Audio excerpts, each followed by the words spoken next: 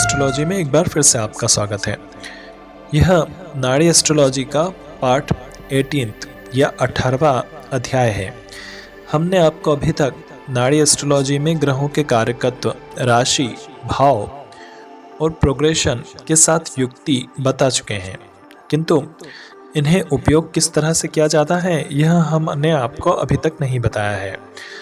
तो आज हम आपको एक छोटा सा एग्जाम्पल देकर या छोटा सा उदाहरण देकर आपको यह समझाना का प्रयास करेंगे कि इन ग्रहों के कारकत्वों को आप किस तरह से उपयोग कर सकते हैं और किस तरह से कुंडली के प्रोमिसेस को या योगों को आप एक साथ देख सकते हैं।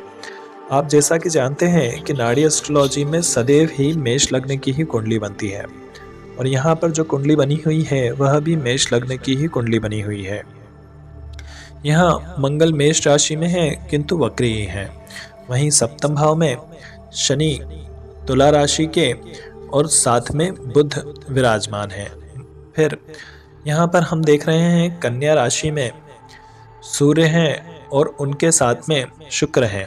अब देखिए कि नाड़ी एस्ट्रोलॉजी में हर एक ग्रह के लिए कोई ना कोई अलग अलग ग्रह दे रखे कारकत्व हैं। हर एक ग्रह का अलग अलग कारकत्व है। वहीं जुपिटर या बृहस्पति को यहाँ पर जीव कारक बताया गया है। जीव कारक का अर्थ होता है मतलब जिसमें जीव है।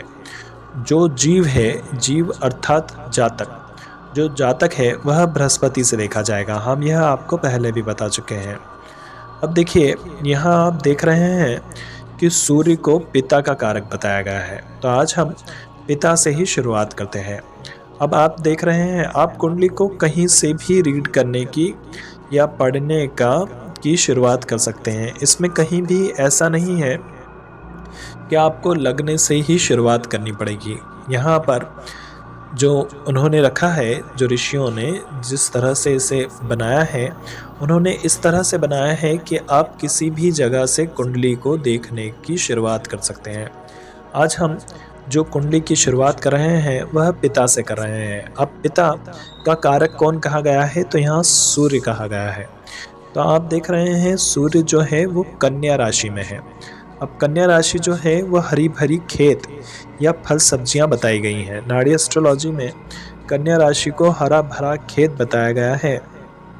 वहीं मकर राशि को बंजर भूमि बताया गया है। तो अब सूर्य जो है वो कन्या राशि में है, तो हम यह मान सकते हैं कि पिता जो हैं उनके पास कृषक या खेती की जमीन होगी। तो पिता कौन होंगे? पिता एक कृषक हो सकते हैं। इस बात से हम इनकार नहीं कर सकते हैं, इनके पिता एक कृषक ही हैं। तो इनके पिता जो है वो सूर्य कन्या राशि में है और कन्या राशि को यहाँ पर खेती वाली भूमि बताया गया है। तो इनके पिता जो हैं वो एक कृषक हैं। फिर आप देखेंगे कि उसके सूर्य के दूसरे भाव में तुला राशि है। सूर्य कन्या राशि में है और सूर्य के दूसरे भाव में जो है वो तुला राशि है, जहाँ पर शनि विराजमान है। तो शनि सूर्य के कौन है? पुत्र हैं। तो शनि सूर्य के पुत्र हैं। अब देखिए सूर्य से दूसरा भाव मतलब पिता की संपत्ति हुई। तो पिता की संपत्ति किसको मिलेगी? तो शनि सूर्य के पुत्र हैं, तो उनको किसको मिलेगी?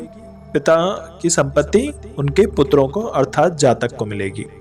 अब जातक को मिलेगी, किंतु शनि के साथ बुध विराजमान है। तो बुध विराजमान है तो बुध से क्या देखा जाता है? बुध से बंटवारा देखा जाता है और बुध से जो होता है वो गुणात्मक वृद्धि देखी जाती है। हमने पहले भी आपको बताया है कि बुध जो भी होती है संपत्ति चीज होती है उसको मल्टीप्लाई करते हैं, पर यदि बुध खराब हो तो इस स्थिति में एक ही चीज को वो अलग अलग टुकड़ों में तोड़कर और फिर उसको मल्टीप्लाई कर देंगे। देखिए यहाँ बुध जो होते हैं, हर ग्रह के दो अलग अलग फल होते हैं। कभी भी ना तो कोई ग्रह पूरी तरह से अच्छा होता है, ना कोई ग्रह पूरी तरह से खराब होता है।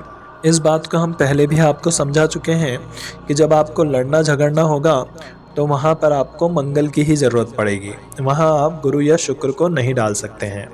वहीं जहाँ आपको चालाकी करनी होगी वहाँ आपको राहु की ही ज़रूरत पड़ेगी। वहाँ अन्य कोई ग्रह काम में नहीं आएगा। वहीं जहाँ आपको शिक्षा से संबंधित काम होगा तो बुध ही काम में आएगा। यदि आपको स्त्रियों के साथ किसी प्रकार का कोई व्यवहार करना है तो यहाँ शुक्र की मदद लेनी होगी।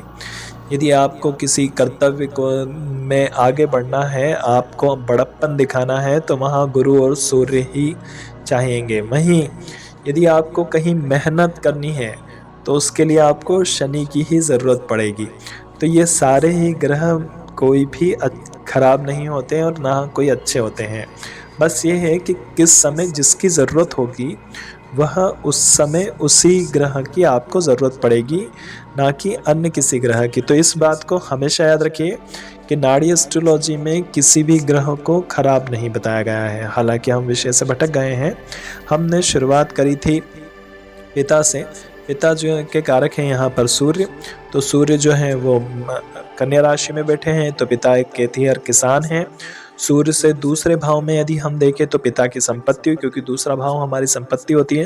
तो पिता की संपत्ति किस वहाँ कौन बैठा है, तो शनि बैठा है। शनि जो होता है वो सूर्य का पुत्र है। तो यहाँ पर जो संपत्ति है वह उस पर जातक का अधिकार होगा।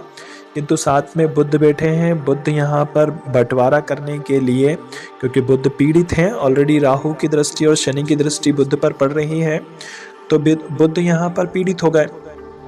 तो अब ऐसी स्थिति में क्या होगा कि बुध क्या करेंगे, जो संपत्ति है उस संपत्ति का बंटवारा करेंगे। यदि बुध अच्छी स्थिति में होता है तो क्या कर रहे होते हैं, उसको मल्टीप्लाई कर रहे होते हैं। पिता की संपत्ति लगातार बढ़ रही होती, पर यहाँ पर क्या है, बुध ऑलरेडी पहले ही शनि और राहु से पीड़ित हैं। फिर तो यहाँ पर बुध खराब फल देंगे। मतलब यहाँ पर क्या कर रहे हैं, वो बंटवारा करेंगे। तो अब ये संपत्ति किसके बीच में बंटवारा होगी, तो देखिए आप सामने ही मंगल है। मंगल को हम दो तरीके से देखते हैं। मंगल को हम भाई की तरह से भी देखते हैं और मंगल को हम भूमि भवन भी बताते हैं। तो हमने जैसे कारकत्व में आपको पढ़ाया था कि भाइयों का कारक भी मंगल ही होता है। तो अब यहाँ पर यह बता रहा है कि बंटवारा होगा, तो जातक और सामने ही मंगल है, तो जातक और उनके भाइयों के बीच में बंटवारा होगा। अब भाई तो किसी के भी हो सकते हैं, तो ये भाई किसके हो सकते हैं, ये भाई जो हो सकते हैं वो सूर्य के भी हो सकते हैं, क्योंकि मंगल तो भाई है। तो अब भाई को हम किसी भी रूप में ले सकते हैं। तो मंगल जो हैं वो जातक के भी भाई हो सकते हैं और पिता के भी भाई हो सकते हैं। तो हम यहाँ देख रहे हैं कि पिता की संपत्ति का विभाजन होगा या बंटवारा होगा। किन के बीच में बंटवारा होगा, तो जातक और भाइयों के बीच में बंटवारा होगा, क्योंकि शनि तो सूर्य के पुत्र हैं और मंगल जो हैं वो भाई के कारक बताए गए हैं।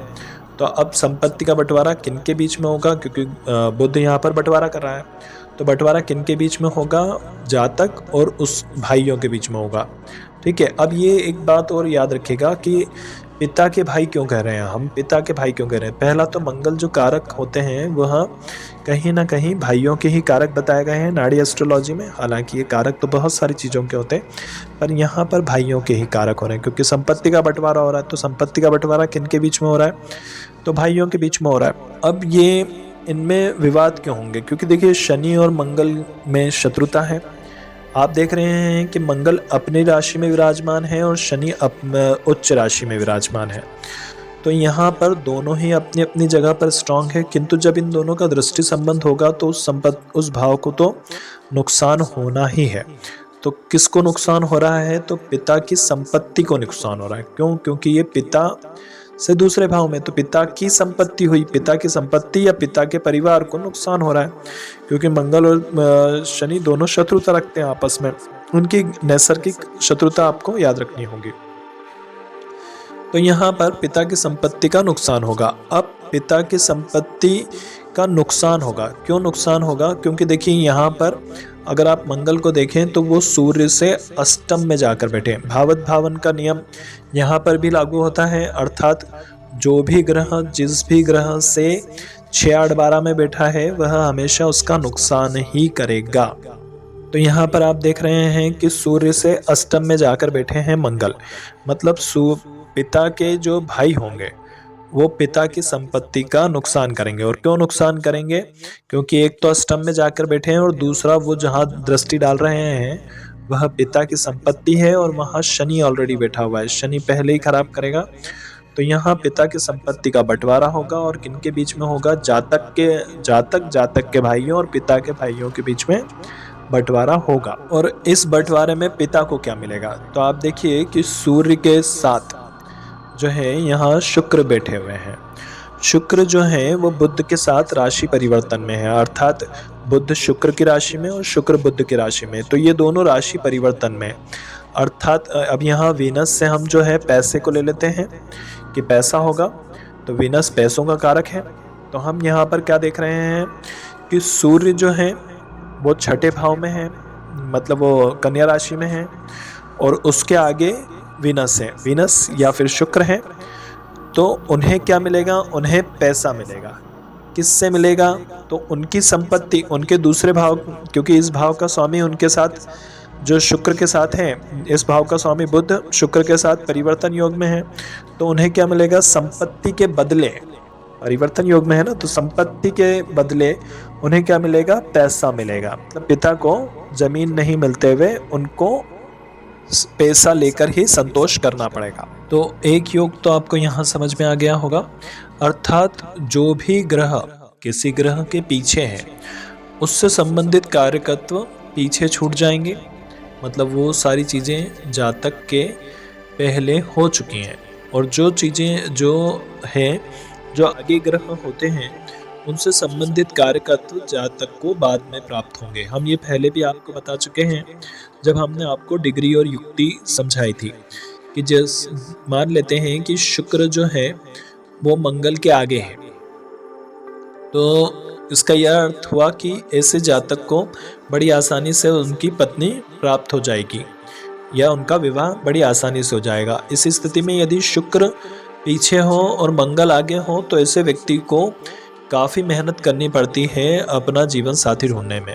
वहीं यदि मंगल के आगे शुक्र हो और शुक्र के बाद बुध हो, तो बुध को यहाँ प्रेमी बताया गया है, तो होगा यह कि जातक की पहला विवाह होगा और उसके बाद उसके प्रेम प्रसंग होंगे। चूँकि मंगल और बुध में यहाँ पर शत्रुता है, तो जब मंगल बुध से मिलेंगे तो कहीं ना कहीं इसी कारण से इनके वैवाहिक जीवन में मतभेद या विवाद उत्पन्न हो जाएंगे। वहीं यदि बुध शुक्र के पहले होता तो हम ये कह सकते थे कि पहले मंगल बुध से मिलेगा, तो बुध क्या है, प्रेमी है, नपुंसक ग्रह है, वो प्रेमी और प्रेमिका दोनों के रोल अदा करेगा यहाँ पर।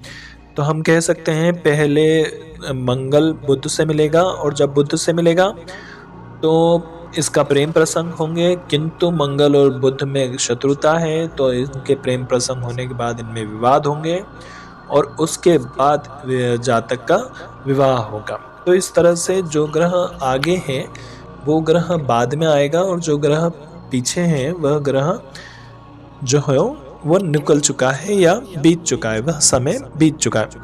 अब जातक जो होंगे वो कितने भाई या बहन होंगे, तो हम सबसे पहले देखें कि यहाँ पर गुरु जो है वो मकर राशि में विराजमान है।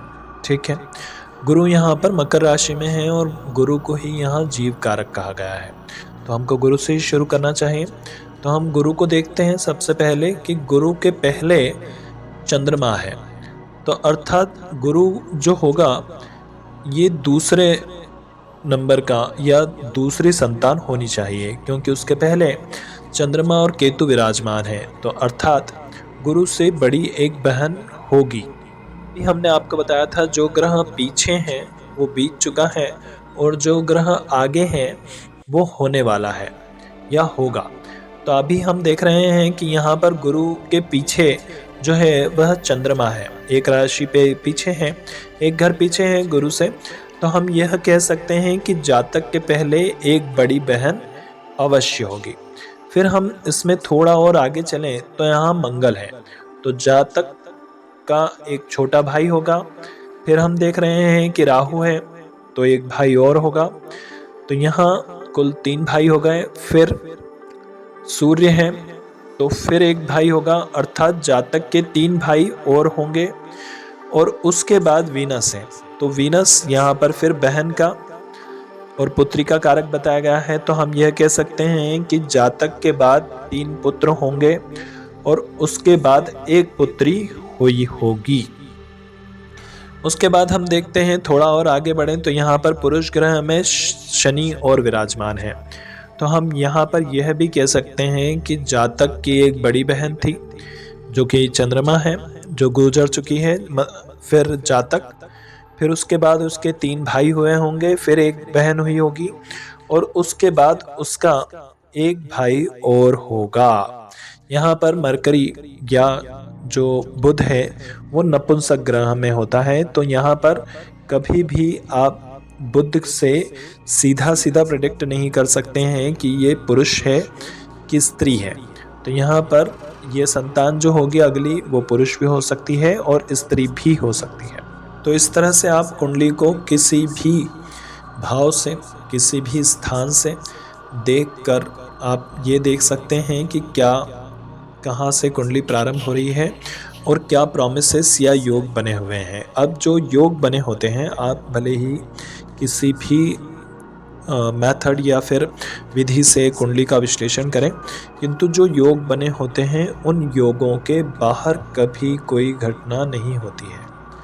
अर्थात एक बात आप स्पष्ट समझ लीजिए, आप किसी भी विधि, आप वैदिक एस्ट्रोलॉजी पढ़ें, आप भृगुनंदी नाड़ी पढ़ें, आप केपी पढ़ें या फिर आप अन्य कोई विधा पढ़ें, किंतु कुंडली में जन्म के समय जो योग बने हुए थे उन योगों के बाहर कोई घटना नहीं होती है। तो यहाँ आपको कुछ घटनाएं पहले से ही, जो योग होते हैं वह आपको पहले ही समझ में आ गए हैं कि किस तरह के योग होंगे, और जो योग इसमें बताए गए हैं यही सब जीवन, जातक के जीवन में घटना है। इसके अतिरिक्त अन्य क्या होगा कि जब भी गोचर में ग्रह जो होंगे वो केवल परिस्थिति निर्मित करते हैं, वह घटना को अंजाम नहीं देते। यहाँ पर घटना को अंजाम जातक स्वयं देता है, किंतु जो योग बने हैं, जो प्रॉमिसेस वो जन्म के समय लेके आया, उससे भिन्न नहीं हो सकते हैं वो घटनाएं। यहाँ पर इतना अवश्य होगा कि जब जातक को, जैसे कि एक्सीडेंट की योग लिखे हैं, तो यदि जातक बहुत ज़्यादा नशा करना शुरू कर दे, बहुत बुरी तरीके से गाड़ी चलाए, बहुत ज़्यादा रेसिंग करे, इस तरह से काम करेगा तो वो एक्सीडेंट बड़ा हो जाएगा। और वहीं यदि वह सत्कर्मों में लगा हो और अच्छी तरह से आचरण करे, सदगति की ओर जाए, सद आचरण करे, तो इस स्थिति में ये होगा कि उसका एक्सीडेंट तो तब भी होगा, किंतु उसमें छोटी मोटी चोटें लगेंगी, उसे गंभीर चोटें नहीं लगेंगी। तो इस तरह से आप प्रॉमिस नहीं बदल सकते। तो यहाँ हमने कुछ छोटे उदाहरण देकर आपको सिर्फ यह समझाने का प्रयास किया है कि किस तरह से आप ग्रहों के कारकत्वों को उपयोग करके आप कुंडली के प्रॉमिसेस देख सकते हैं। हालांकि हम आगे कई सारी वीडियोस लेके आएंगे, इसमें आपको प्रोग्रेशन, युक्ति और कारकत्व तीनों मिलाकर आपको अलग अलग देखना समझाएंगे। आशा करते हैं ये वीडियो आपको पसंद आया होगा। धन्यवाद।